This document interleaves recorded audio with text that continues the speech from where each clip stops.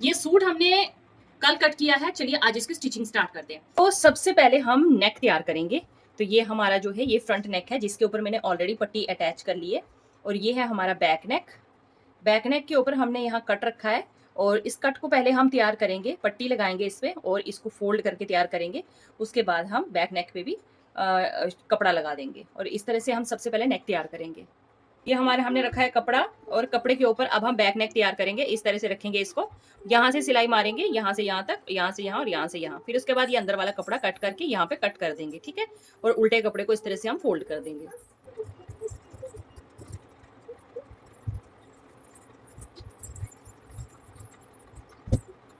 चलो सिखाओ, जाओ अब बाकी पैसा फिर सारे पैसा खाऊंगी।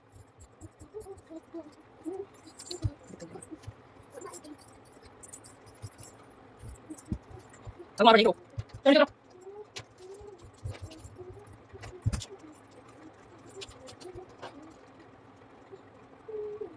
चलो चलो अंदर पैसा चलो।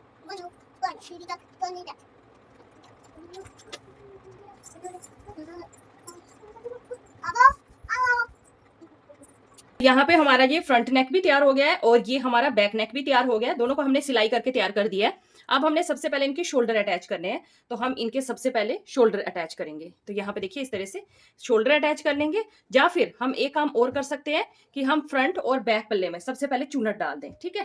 तो जैसे ये हमने चूनट के लिए कपड़ा लिया हुआ है, तो ये आ गया हमारा बैक पल्ला। तो बैक पल्ले को हम ऐसे रख देंगे, और इसके साथ साथ हम ले लेंगे अपना चूनट का कपड़ा, जो चूनट हमने डालनी है, तो उसको हम डाल देंगे।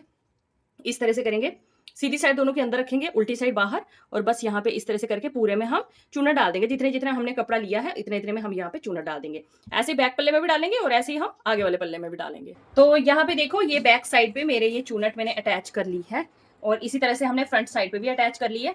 अब हमको यहाँ पे ना एक पक्की वाली सिलाई करनी है। इस तरह से करके ये पीछे का जो पोर्शन है ना, इसको ऊपर की तरफ रखना है। ये जो सिलाई वाला पोर्शन है ऊपर की तरफ रखना है, और इसमें पूरे में हम एक सिलाई कर देंगे यहाँ तक, ताकि ये चूनट पक्की हो जाए, ठीक है। दोनों साइडों पे ये सिलाई कर लेती हूँ पहले।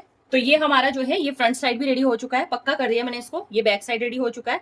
अब हमने क्या करना है, नेक्स्ट स्टेप हमारा आता है शोल्डर अटैच। सबसे पहले हम शोल्डर अटैच करेंगे, उसके बाद हम स्लीव्स पे कपड़ा अटैच करेंगे, मतलब छोटा छोटा सा कपड़ा अटैच करेंगे, और उसको अंदर की ओर हम फोल्ड कर देंगे।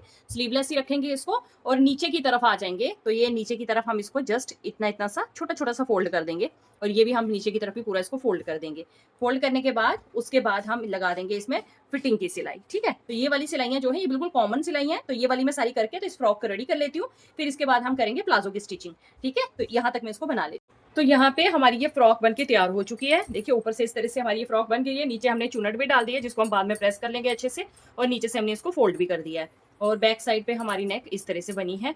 ये हमने हुक लगानी है यहाँ पे अभी, और ये हमारी जो फ्रॉक है ये रेडी हो गई। तो अब बना लेते हैं इसके नीचे का प्लाजो। तो प्लाजो बनाने के लिए ये आसन की मैंने कटिंग नहीं की थी पहले, तो चलिए ये आसन की कटिंग कर लेते हैं पहले। और अब इसके बाद हमने प्लाजो में ऊपर की तरफ पे जो 2-2 इंच की यहाँ सबसे पहले पट्टी जोड़नी है ऊपर, जो कि हमने इलास्टिक डालने के लिए बनाना है। तो हमारे पास ये ऊपर की तरफ 2 पट्टियां हैं, जिनको हमने अटैच करना है।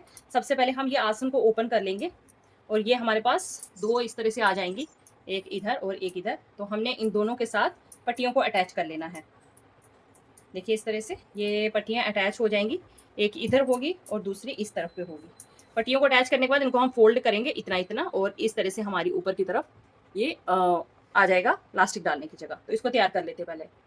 ये हमने ऊपर की तरफ पट्टियां अटैच कर ली हैं, और इसको अटैच करने के बाद हमने आसन भी जोड़ लिए हैं। ये दोनों आसन भी जोड़ लिए हैं। अब हमने इसको करना है ऊपर से फोल्ड। तो जितना जितना हमने ये किया है उसका हमने आधा आधा फोल्ड कर लेना है, और इस तरह से यहाँ पे हम इसको फोल्ड कर देंगे। जो सिलाई है इसको अंदर वाली साइड पे ले जाएंगे, और इसको पूरा हम फोल्ड कर देंगे।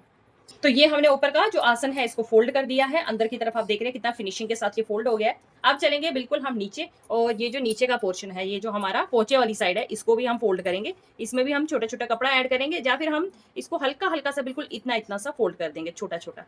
फोल्ड करने के बाद इसकी हम फिटिंग की सिलाई करेंगे, ठीक है। तो बस हमारा प्लाजो भी बनके तैयार हो जाएगा। फिटिंग की सिलाई इधर से हम फिटिंग की सिलाई करेंगे। पहले हम ये फोल्ड कर देते हैं इसको नीचे से। तो यहाँ ये ऊपर से हमने फोल्ड कर दिया है, इधर से भी हो गया है, इसकी फिटिंग की सिलाई भी हो गई है, और नीचे से भी फोल्ड हो गया है। लेकिन मैंने एक काम किया है, क्योंकि मुझे ना इसकी चौड़ाई ज़्यादा लग रही थी पोंचे की। वैसे तो इतना चौड़ा भी चलता, लेकिन चौड़ाई मुझे थोड़ी ज़्यादा लग रही थी, तो इसलिए मैंने इसका ना ये जो थोड़ा सा इसको पोंचे को कम किया है। यहाँ तक मैंने इसको रखा है। तो जितना भी एक्स्ट्रा कपड़ा है उसको हम कट करके निकाल देंगे। इस तरह से ये हमारा जो है लूज लूज प्लाजो भी बनके तैयार हो चुका है। अभी हमने बस इलास्टिक डालना है और हमारा जो प्लाजो है ये बन गया है कि इस तरह से ऊपर से और नीचे से हमारा इस तरह से ये बना है।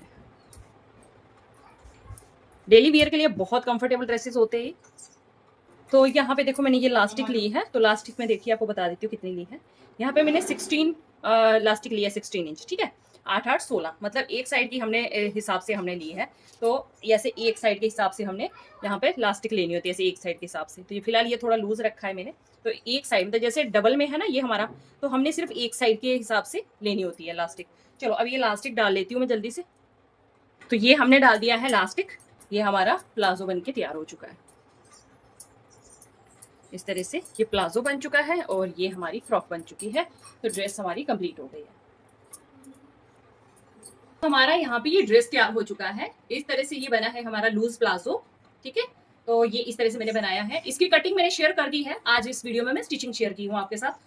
तो यहाँ इस तरह से ये हमने फ्रॉक बनाई है। इस फ्रॉक को अभी हम थोड़ा प्रेस कर लेंगे और बस ये हमारी फ्रॉक भी रेडी हो जाएगी। बैक साइड पे हुक लगा देनी है मैंने एंड ये हमारी जो है ड्रेस बन के तैयार हो चुकी है, ठीक है। अगर आपको वीडियो अच्छा लगे तो लाइक शेयर और फॉलो जरूर करना। और ये जो ड्रेस मैंने बनाई है ये 6 से 7 साल के बच्चे के लिए एकदम परफेक्ट मेजरमेंट है।